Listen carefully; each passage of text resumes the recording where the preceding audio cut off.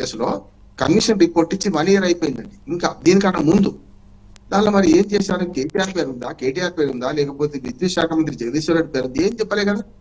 అనేది మనకు లోకూరు గారు ఇచ్చారు రిపోర్ట్. అంతకుముందు మన నరసింహారెడ్డి గారు ఉండి ఆయన ప్రెస్ మీట్ పెట్టగానే పోతాడని చెప్పిన ఆయన పక్కకు పెట్టిండ్రు. హైకోర్టు సుప్రీంకోర్టు స్పష్టంగా ఆదేశాలు ఇచ్చింది.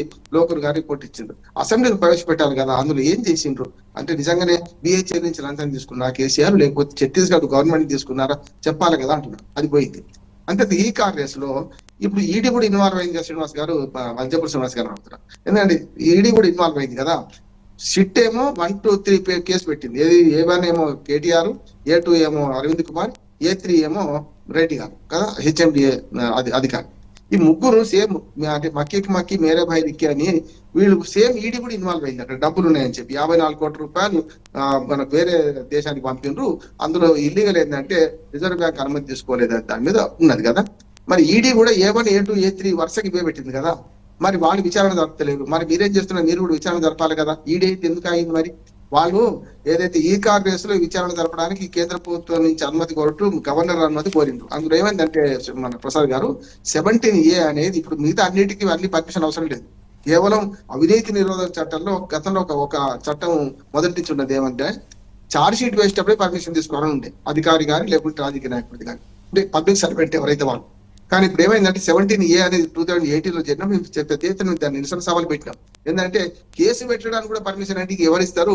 ప్రభుత్వంలో దొంగ ఊరు పంచుకున్నట్టు ఎట్లా ఇస్తారని మేము ప్రశ్నించడం. అది అట్లాగే అమలు అవుతుంది. ఇప్పుడు కేసు పెట్టడానికి పర్మిషన్ ఆనాడు మంత్రి కనుక ఆ పర్మిషన్ ఎవరు ఇవ్వాలి? గవర్నర్ గారు ఇవ్వాలి. ఇది మంత్రిని ప్రమాణ స్వీకారం చేయించే హైయర్ అథారిటీ గవర్నర్ గారు కనుక. అట్లాగే అరవింద్ కుమార్ గారికి ఎవరు పర్మిషన్ ఇవ్వాలి? డీజీసీ కేంద్ర ప్రభుత్వం అంటే సివిల్ మన అధికారులు కనుక వాళ్ళు IPS IAS వాళ్ళు ఇవ్వాలి. మరి ఇంతవరకు అరవింద్ కుమార్ గారి అనుమతి ఎందుకు వస్తలేదు? అంటే ఇక్కడ ఏమవుతుంది శ్రీనివాస్ గారు, మన ప్రసాద్ గారు, రెండే సమస్యలు. కేంద్రము రాష్ట్రము ప్రభుత్వాలు చోద్యం చూస్తున్నా ఈ విచారణ ముందుకు పోకుండా అన్ని అంటున్నారు. ఒక మాట శ్రీనివాస్ గారు అన్నారు, అల్జపూర్ శ్రీనివాస్ గారు, నేనేమంటే ఏ పార్టీ కావాలి సార్, మీరు ముగ్గురు వేరే ప్రజలను దోచుకునే ప్రజల విషయంలో చెప్పేదాల్లో మీరు మాట్లాడుకుంటూ మీరు అందరూ ఒకరినొకరు అంటున్నారు. బీజేపీ కాంగ్రెస్ ఒకటని వాళ్ళు అంటారు, బీఆర్ఎస్ వాళ్ళు, కాంగ్రెస్ BJP ఒకటని బీఆర్ఎస్ వాళ్ళు అంటారు, కాదు కాంగ్రెస్ మన బీఆర్ఎస్ ఒకటని BJP వాళ్ళు అంటారు. సమస్య లేదు, ఎవరు ఒకటి కాదు, అందరు వేరే. ఇక్కడికి వస్తే ప్రసాద్ గారు 161 స్టేట్మెంట్ లో కేసీఆర్ గారు స్వయంగా నేనే చేయించిన ఒప్పుకున్నా కూడా నాలాంటి అడ్వకేట్ రేపోతున్నా అదే 161 స్టేట్మెంట్ కొట్టేయించవచ్చు. అది మీరు మంచి వాల్యుబుల్ మాట చెప్పారు ప్రసాద్ గారు. మీరు ఏంటంటే అది చెల్లదు, పోలీసుల ముందు ఇచ్చే వాంగ్మూలం ఇది మాత్రమే ఉంటది కనుక confession given before the police officer is not valid, it may be under duress అంటారు. It may be under duress అని చెప్పేసి you can get away with that. అవును సార్, అందుకని ఏమంటే అంటే ఇక్కడ ఇప్పుడు నలుగురు పిలిచారు కదా, నేను రోజు 2 టీవీలో పొద్దునే మాట్లాడుతుంటాను. వరుసగా పేర్లు చెప్తే ఎట్లా చెప్తున్నారు సార్ రామ్మోహన్ రావు గారు అన్నారు. నేను జ్యోతిష్ పండితుని కాదు, నేను వరుసగా చెప్తున్నాను అంటాను. మొదలు మనకి హరీష్ రావుని పిలిచింది. ఆ తర్వాత ఏం జరుగుతుందంటే నేనన్నా హరీష్ రావు తర్వాత సంతోషం లేకుంటే కేటీఆర్ పిలుస్తారన్న, అటు దిట్ట అయింది అంతే తేడా. వాళ్ళు ముగ్గురు పిలిచారు తర్వాత ఎవరికి నిన్నటి ఇవాళ పొద్దున చెప్పిన కేసీఆర్ పిలుస్తారన్న. ఇది రాజకీయంగా దీన్ని ఎంతసేపు మళ్ళా ఉంచుతారో సాగతీస్తారో అది రిజల్ట్స్ రావంటున్నాను నేను. ఒకటేంటంటే 161 స్టేట్మెంట్ అనేది సాక్షి అభిచ్చిన అంతే. అంటే మీకు 243/24 కేసు నెంబర్ కూడా చెప్తున్నా, పంచగుట్ట పోలీస్ స్టేషన్ రికార్డ్ అయింది, రిజిస్టర్ అయింది. దాని మీద మీకు తెలిసిన వాస్తవాలు చెప్పండి అని నోటీస్ పంపారు. ఇంతకుముందు మీరు రీసెంట్ డెవలప్మెంట్ చెప్పారు కనుక వారంలో టైం అడిగాను, వారంలో తర్వాత ఎర్రవల్లి ఫామ్ హౌస్ కి రమ్మన్నారండి ఆయన్ని. ఎందుకంటే నేను అక్కడికి రాను కాబట్టి ఎర్రవల్లి ఫామ్ హౌస్ కి వచ్చి నన్ను విచారించండి అన్నారు. దానికి సిట్ అభ్యంతరం కూడా లేదు, ఎందుకంటే వారు కూడా చెప్పారు మీరు అక్కడికి రమ్మంటే అక్కడికి వస్తా ఉన్నారు. లేదు సార్, మా ప్రసాద్ దానికి కూడా లీగల్ ఉంది. చాలా మంది ఏమనుకుంటారంటే ముఖ్యమంత్రి గారికి ప్రివిలేజ్ ఉందని. ఏం లేదు, ప్రజలందరికీ ఆ ప్రివిలేజ్ ఉంది. 65 సంవత్సరాలు దాటిన సీనియర్ సిటిజన్ ఎవరినైనా సరే పోలీస్ స్టేషన్ పిలిపించి అలా చేయదు, వాళ్ళ ఇంటికి పోయి చేయాలి.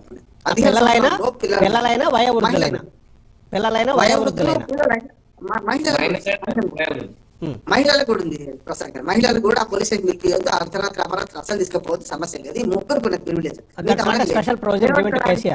160 స్టేట్మెంట్ తీసుకోవడానికి ఆ ప్రయోజనం ఉంది సార్. కనుక సమస్య లేదు, ఆయన ముఖ్యమంత్రిగా పెద్దగా విలువ ఇచ్చింది ఏం లేదు, గౌరవించింది అంతకన్నా లేదు, ఎవరికైనా ఆవర్తిస్తారు అంటున్నారు.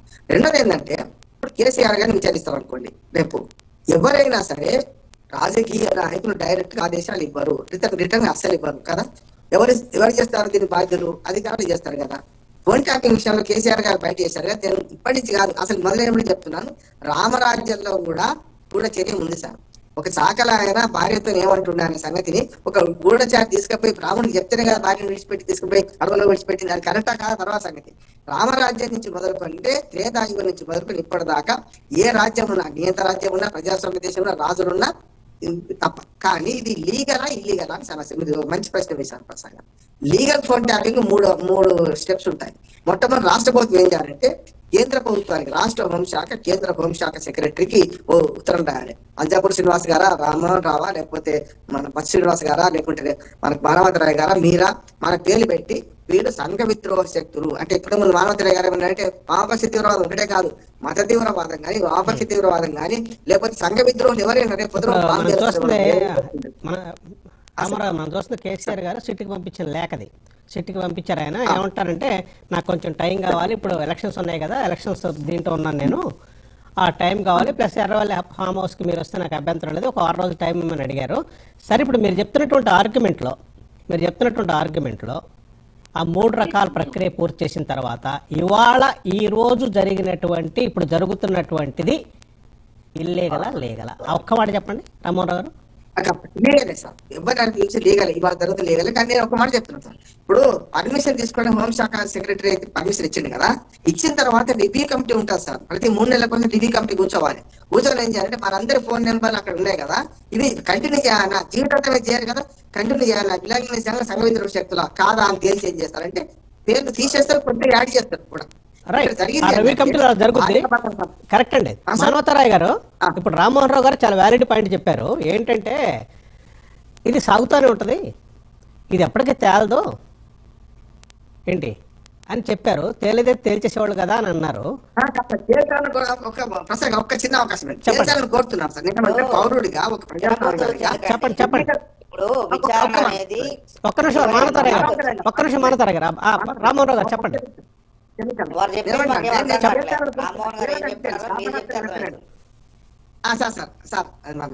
మన మానవతరాయ్ గారు ఒక మాట సార్, ఏమంటే తీర్చాలని కోరుతున్నా కానీ చేస్తారు, సాగదీస్తున్నాను కరెక్టే, కానీ సాగదీర్చుకుంటే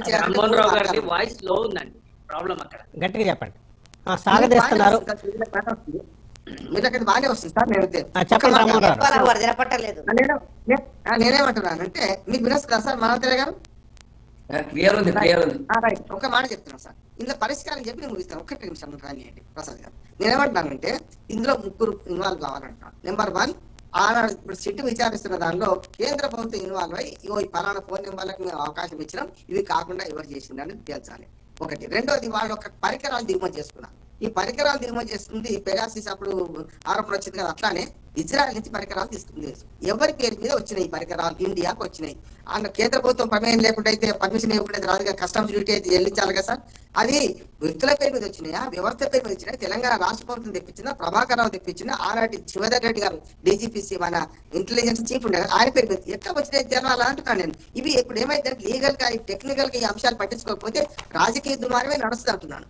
ఒకటేమో ఆ టెక్నికల్ గా పరికరాలు ఎక్కడి నుంచి వచ్చినా కేంద్ర ప్రభుత్వం తేల్చాలి. రెండోది సిట్కు అనుమతించిన ఏదైతే మనకు ఆనాడు రాష్ట్ర ప్రభుత్వానికి అనుమతించిన లిస్ట్ ఏదో ఉంటే బయట పెట్టాలి. 2. మూడోది ఏమంటే దీన్ని కొనసాగకుండా చేయాలంటే, దీన్ని మన సాగదీతకుండా చేయాలంటే ఏంటంటే కేంద్ర ప్రభుత్వం దీన్ని జోక్యం చేసుకోవాలంటున్నాను నేను. ఇప్పుడు మీరు అడిగిన ప్రశ్నలన్నిటికీ మానవతరాయ్ గారు సమాధానం చెప్తారు. ఏంటంటే మానవతరాయ్ గారు నేను అడుగుతాను మిమ్మల్ని, బండారు రామ్మోహన్ రావు గారు ఏమన్నారంటే టోటల్గా ప్రతిసారి ఆ లిస్ట్ ఆఫ్ నేమ్స్ ఏదైతే కేంద్ర ప్రభుత్వం నుంచి తెప్పించుకుంటామో వీళ్ళ ఫోన్లు ట్యాప్ చేస్తున్నాం అనేది, ఇప్పుడు మీరు ప్రభుత్వంలో ఉన్నారు కాబట్టి మీ దగ్గర కూడా లిస్ట్ ఉంటుంది. ఆ లిస్టులో లేని పేర్లేంటి, ఉన్న పేర్లేంటి మీరు చెప్పచ్చు. నెక్స్ట్ పరికరాలు, ఒక్క నిమిషం అండి. పరికరాలు మీరు ఇజ్రాయెల్ నుంచి తెప్పించుకున్నప్పుడు పెగాసిస్ సాఫ్ట్వేర్ని ఎవరి పేరు మీద వచ్చినాయి, రాధాకృష్ణరావు గారు కానీ ప్రభాకర్ రావు గారు కానీ వాటిని అక్కడి నుంచి ఇక్కడికి ఇంపోర్ట్ చేసుకోవడానికి పర్మిషన్ ఎవరు ఇచ్చారు? ఈ 2 విషయాలు బయటకు వస్తే అసలు స్కామ్ బయటకు వచ్చేస్తుంది కదా. ఈ 2 విషయాలు పట్టించుకోకుండా సాగనీయటమే కదా అన్నారు. ఒక చిన్న విరామం తీసుకున్న తర్వాత మీరు సమాధానం చెప్తారు. కానీ ఇప్పుడు ఒక స్మాల్ బ్రేక్ ప్లీజ్. చిన్న విరామం తర్వాత